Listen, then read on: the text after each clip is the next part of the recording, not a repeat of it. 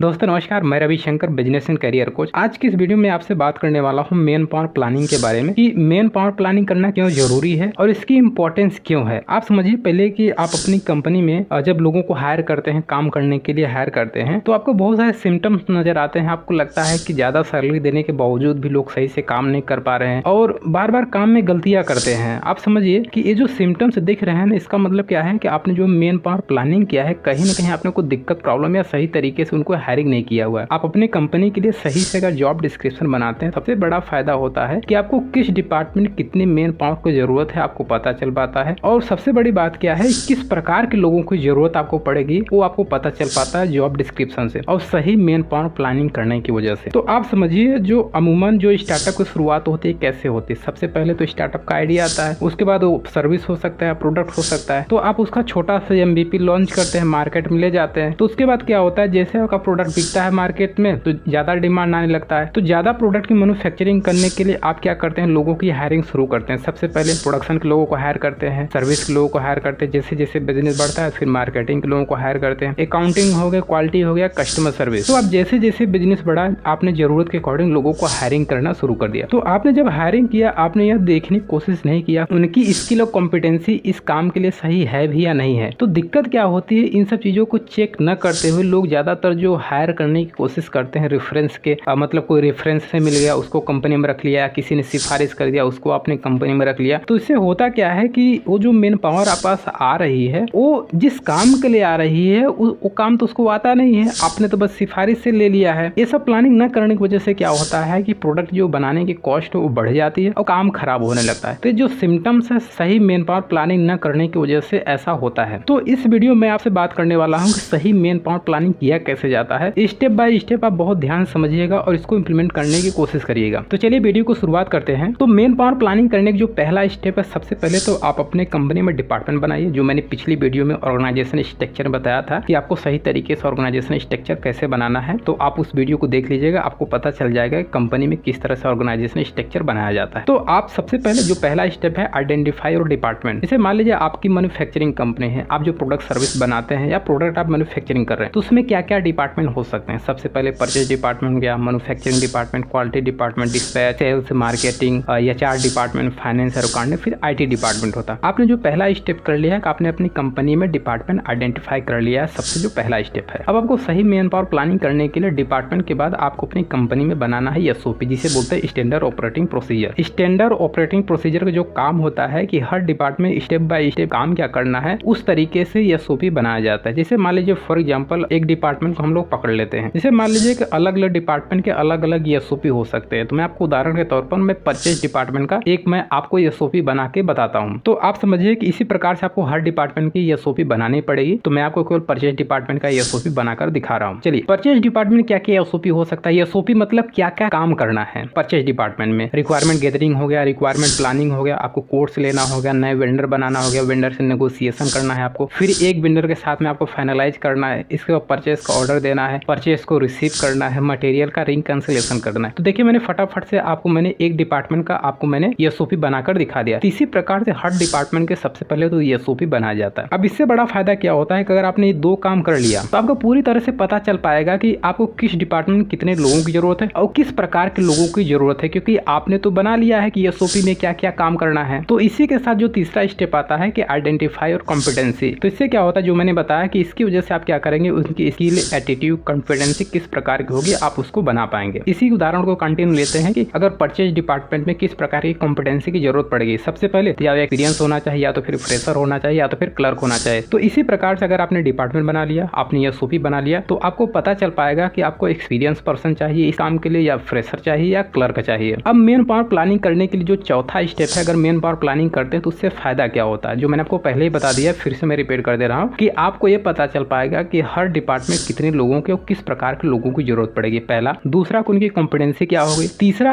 आप सही से जॉब डिस्क्रिप्शन बना पाए। मेन गलती वहीं पर होता है कि आप सही से जॉब डिस्क्रिप्शन नहीं बनाते हो, आप गलत आदमी को हायर कर लेते हो जिसका 2 गुना 4 गुना आपको कीमत चुकानी पड़ती है। तो आपको हमेशा कोशिश करना है कि अपनी कंपनी में ए कैटेगरी को हायर करना है। अगर बी कैटेगरी को हायर करेंगे, सी कैटेगरी का काम करेगा और डी कैटेगरी का अपनी पेमेंट आएगा। तो कोशिश करना है कि आपको ए कैटेगरी का आपको अपनी कंपनी में एम्प्लॉय हायर करनी है। ज्यादातर लोग जो बिजनेसमैन फॉलो करते हैं कि हमेशा सस्ता आदमी खोजने की कोशिश करते हैं, तो सस्ता आदमी हमेशा महंगा पड़ जाता है। अगर आप अपनी कंपनी में ए कैटेगरी एम्प्लॉय हायर करते हो, सबसे बड़ा जो फायदा होता है कि आप उसको दिशा दोगे, वो अपने आप काम करता चला जाएगा। और इसी के साथ जो 5वां स्टेप है, symptoms of surplus and deficit man power. इसका मतलब क्या है? सरप्लस एंड डिफिसिट का मतलब क्या होता है? सरप्लस क्या है कि अगर आपके कंपनी में एम्प्लॉय ज्यादा है तो क्या सिम्टम्स आपको देखने को मिलेंगे। अगर आप कंपनी में, अगर आपके ऑर्गेनाइजेशन में एम्प्लॉय कम है तो किस प्रकार के सिम्टम्स आपको देखने को मिल सकते हैं। ज्यादातर लोगों की प्रॉब्लम होती है ना, आप कैसे पहचानोगे कि आपके कंपनी में ज्यादा लोग हैं या तो फिर आपके कंपनी में कम लोग हैं। तो मैं आपको कुछ सिम्टम्स बता रहा हूँ, उससे आप समझने की कोशिश करिएगा कि किस प्रकार के आपको सिम्टम्स और लक्षण देखने को मिलेगी, अगर ज्यादा है तो, अगर कम है तो। सबसे पहले, अगर आपकी कंपनी में सरप्लस एम्प्लॉय है, सरप्लस मतलब अगर आपकी कंपनी में जरूरत से ज्यादा लोग आपके यहाँ पर हैं, तो आपको क्या देखने को मिलेगा? अमूमन आपको देखने को मिलेगा लोग लेट से आते हैं और जल्दी चले जाते हैं, मिसकम्युनिकेशन होता है एक दूसरे के। ज्यादातर लोग ऐसे ही बैठे रहते हैं, लंच घंटों घंटों तक करते रह जाते हैं, अननेसेसरी डिस्कशन होता रहता है। तो इस प्रकार के लक्षण दिख रहे हैं तो इसका मतलब क्या है कि आपकी कंपनी में एम्प्लॉय सरप्लस है, जरूरत से ज्यादा लोग हैं आपकी कंपनी में। इसी के साथ आता है कि अगर आपकी कंपनी में कम एम्प्लॉय हैं तो किस प्रकार के आपको सिम्टम्स देखने को मिलेंगे। सबसे पहले आपको ये देखने को मिलेगा कि आप जो एम्प्लॉय काम कर रहे हैं उनका आप इंक्रीमेंट नहीं कर पा रहे हैं जल्दी से, और वो ज्यादा लेट तक काम करते रह जाते हैं। आपके एम्प्लॉय वो छुट्टी भी नहीं ले पाते हैं और काम का बहुत ज्यादा प्रेशर रहता है आपके कंपनी में। आपके ऑर्गेनाइजेशन में अगर एम्प्लॉय कम है तो इस प्रकार से आपको सिम्टम देखने को मिलेगा। तो दोस्तों, आई होप कि इस वीडियो से आपको क्लैरिटी मिली होगी कि आपको सही मैन पावर प्लानिंग कैसे करनी है